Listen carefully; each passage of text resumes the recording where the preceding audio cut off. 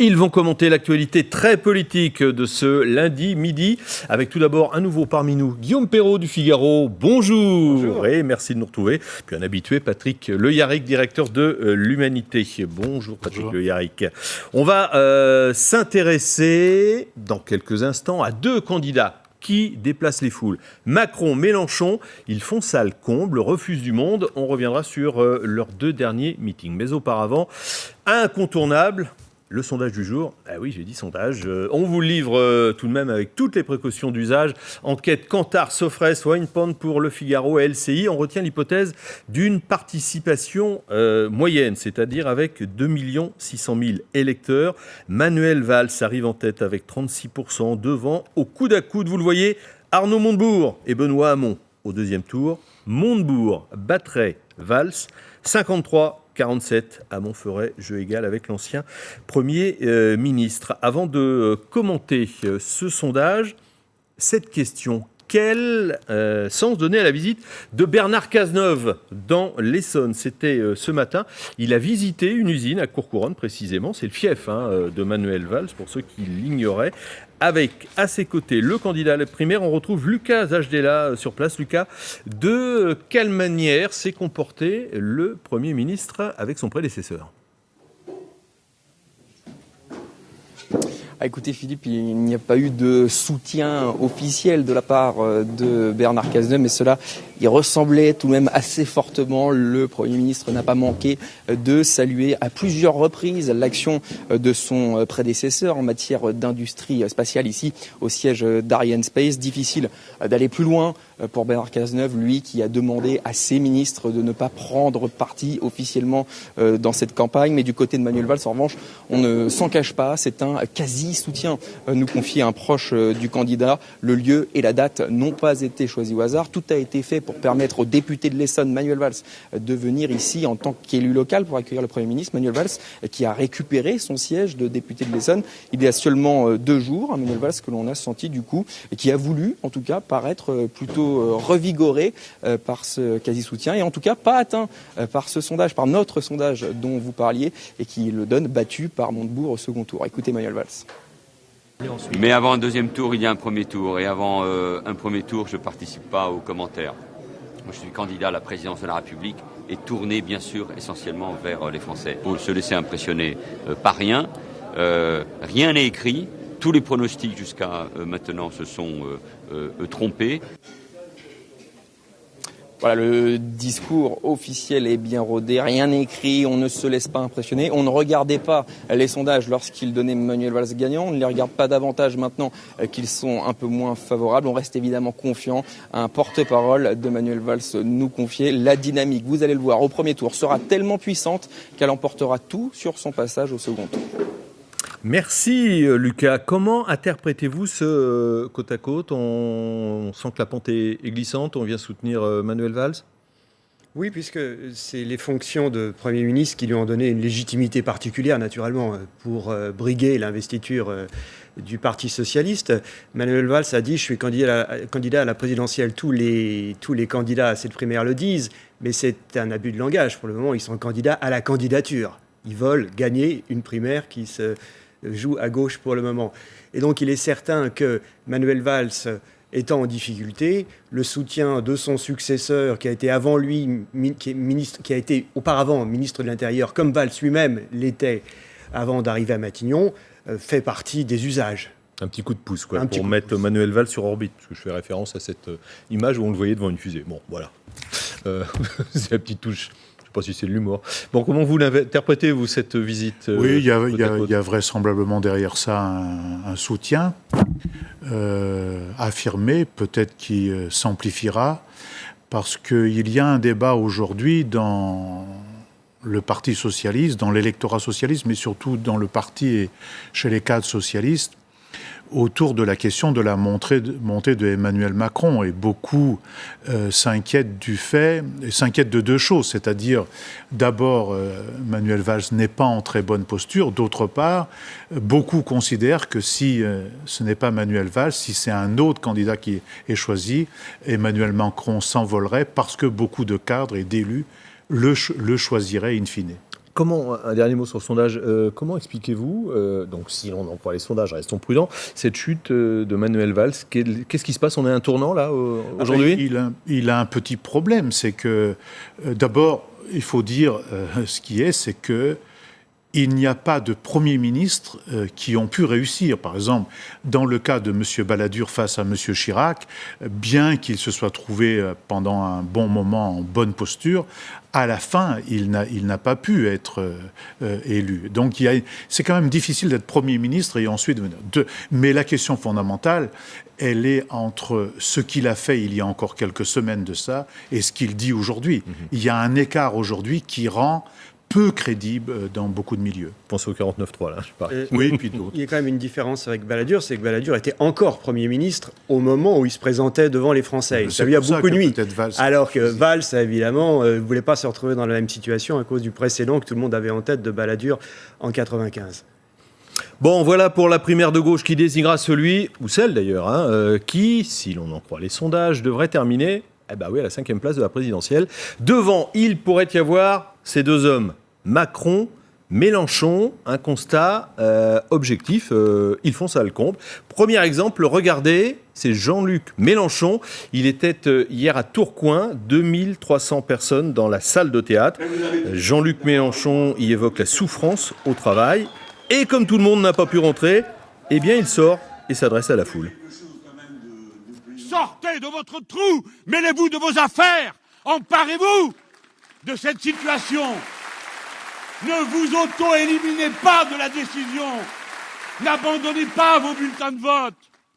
Est-ce que vous sentez qu'il se passe quelque chose en ce moment? Parce qu'il y a eu le même phénomène à Bordeaux, où Jean-Luc Mélenchon avait dû aller dehors pour terminer son discours pour ceux qui n'avaient pas pu rentrer. C'est un fait, il rassemble beaucoup de monde, et là, pour une initiative qui a été préparée en quelques jours, puisque c'est un système qu'ils appellent le déboulé, et en quelques jours, il est venu sur une question qui était liée à, malheureusement, la fausse couche d'une caissière d'un grand magasin, et donc il est venu là sur le thème de la souffrance au travail et d'une adresse à la classe ouvrière.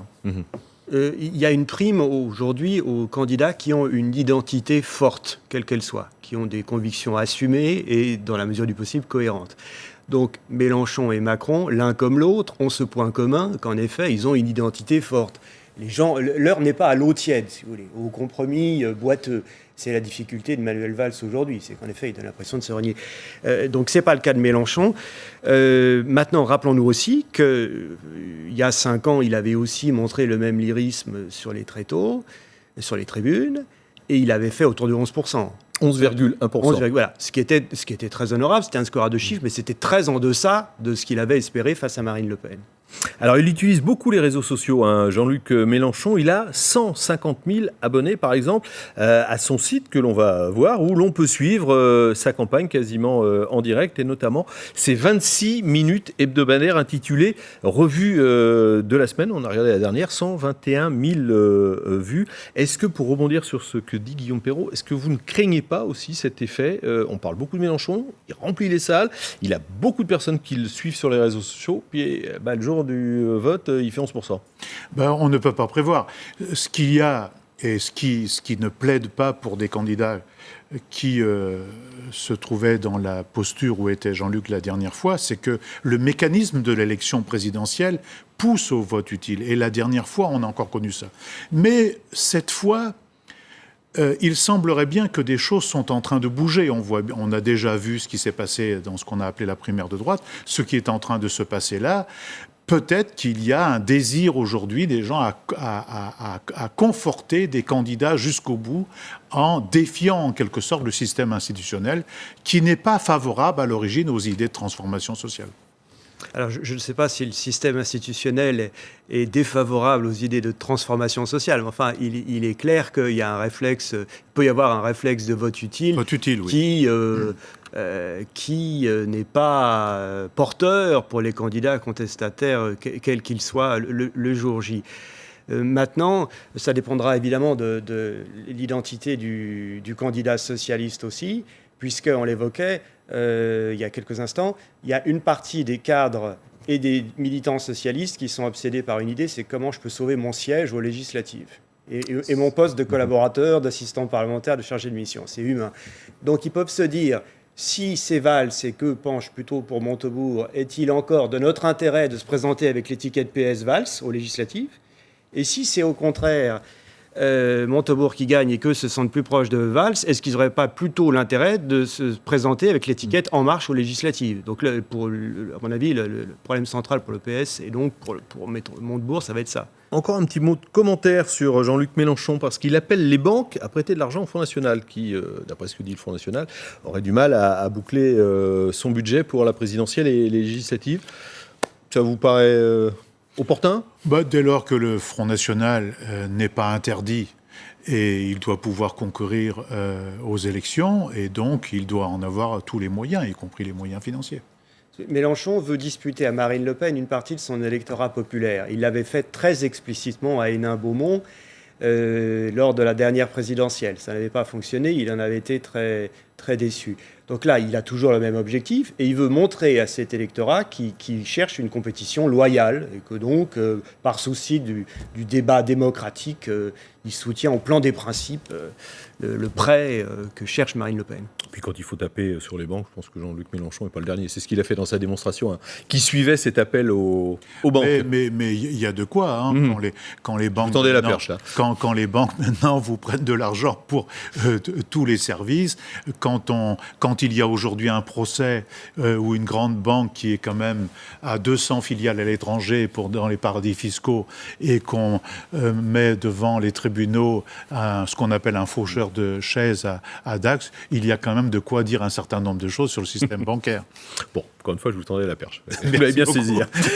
Macron, Mélenchon, allez, même combat, on va pas lever le point, mais presque, refusé du monde à l'entrée des salles de meeting, et oui. Emmanuel Macron était à Nevers vendredi, en Auvergne samedi, et vous allez le voir, à chaque fois, un même constat, la salle est bien trop petite pour accueillir les publics, 2400 personnes à Clermont-Ferrand tout de même. Alors, phénomène éphémère ou bien durable, Emmanuel Macron descend. Ensuite, voilà les images de Clermont-Ferrand. On voit, il y a beaucoup de gens qui attendent et qui sont restés dehors. Emmanuel Macron descend de l'estrade également et il va à la rencontre du public, lui qui n'a aucun mandat. Séquence prise à Cournon d'Auvergne, thème de l'échange. Monsieur Macron, vous combattez le système, mais vous en êtes le produit. Vous incarnez dans les quartiers populaires une sorte de contestation du système, d'un certain point de vue, le renouveau, et en même temps, tout le monde sait bien que vous faites partie éminemment du système. Mais vous n'allez pas aux élections si vous ne voulez pas changer les choses. D'accord, mais au-delà, il y en a plein qui sont aux élections jusque-là, ils n'ont pas changé les choses. Ce que je veux dire par là, c'est que par rapport à votre point, système hors système, qui est le grand débat du moment, je veux le changer.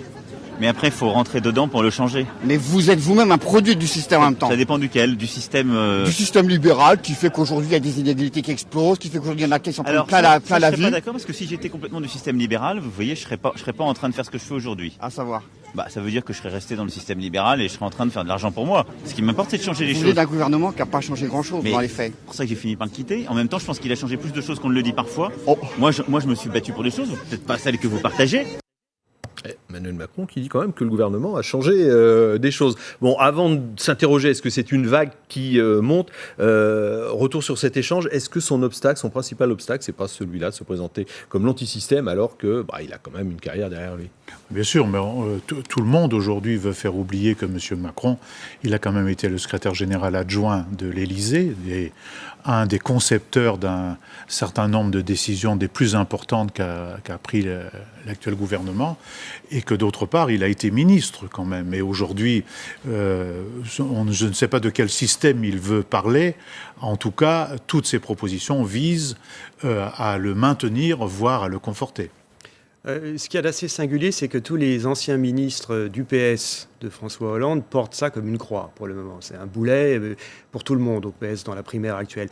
Et Macron, certes, on lui fait ses critiques, mais pour le moment, le public, vous le releviez Philippe, le public vient, il y a une curiosité et il n'est pas carbonisé par sa qualité d'ancien ministre de l'économie de Hollande il y a encore 6 mois. Donc il y a quelque chose d'assez singulier, c'est cette espèce de bienveillance de l'opinion quand même, globalement, qui fait qu'il n'est pas perçu comme un politicien professionnel, de fait il ne l'est pas, mais on pourrait lui dire c'est l'incarnation de la technocratie française, inspecteur des finances, un parcours, un détour dans le privé, puis on revient secrétaire général adjoint à l'Élysée où on s'occupe des questions économiques et financières, puis ministre, ça pourrait être jugé avec une grande sévérité par l'opinion, finalement. Et le discrédit des élus est tel qu'en comparaison, les Français semblent assez bienveillants envers la personne de Macron, et les critiques que lui adresse cette personne qui semble avoir une culture politique marquée à gauche, eh bien, elles ne sont pas reprises. Je m'attendais à ce que l'ensemble de l'opinion les reprenne, ces critiques, mais pour le moment, non. Bon, la campagne n'a pas complètement démarré non plus. Oui, mais il y a peut-être un problème de fond plus inquiétant pour moi, pas pour vous, je pense, mais pour moi. C'est que, justement, le discrédit, le fait qu'on change les élus, les responsables, les ministres, sans changement dans la vie quotidienne, conduit peut-être un certain nombre de gens assez importants à se dire on fait un peu de renouveau, mais il n'y a plus de vraie perspective de changement. Or, le débat sur la perspective, sur faire autre chose, il est insuffisamment présent aujourd'hui dans les débats. Pour terminer, le sujet polémique du jour, c'était hier dans le JDD, une tribune co-signée par aussi bien des élus, des magistrats, des médecins, des enseignants, des artistes.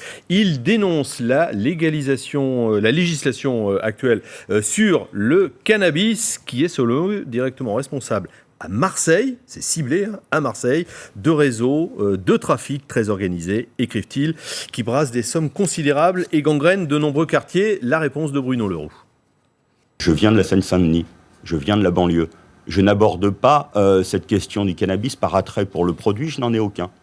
Je n'ai jamais essayé, pas plus qu'une cigarette. Et donc, j'aborde cette question uniquement sur la question du trafic et de l'ordre public. C'est ce qu'ils font. C'est ce qu'ils disent. Ça nourrit le trafic, finalement, d'interdire. Mais c'est bien pour cela. Et donc vous soutenez leur analyse, en quelque sorte. Je ne soutiens pas leur analyse. Je dis que ma responsabilité aujourd'hui est d'appliquer la loi et que dans l'élection présidentielle, je me tiendrai à la disposition des candidats qui voudront discuter et discuter au ministère de cette question. Mais pour que les choses soient très claires, parce que vous voulez une réponse claire, le gouvernement n'envisage pas, ni sur injonction d'une tribune, ni sur proposition de sa part, de modifier la loi et de légaliser le cannabis.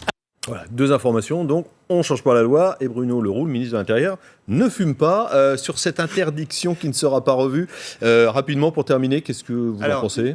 La tribune, elle ne portait pas sur la question du cannabis en général. C'était très ciblé sur Marseille avec un raisonnement économique libéral. Le raisonnement qui est tenu dans ce texte, il est libéral. Il consiste à dire c'est l'interdiction qui favorise la cherté de ces produits illégaux. Donc si on libéralise, la loi de l'offre et la demande fait que ça ne sera plus attractif pour les gangsters de faire ce trafic. Mais ce que ne disent pas ces contributeurs, c'est qu'il peut y avoir d'autres effets pervers, ce qu'on appelle en économie, dans le jargon des spécialistes, des externalités négatives qui peuvent être bien supérieures.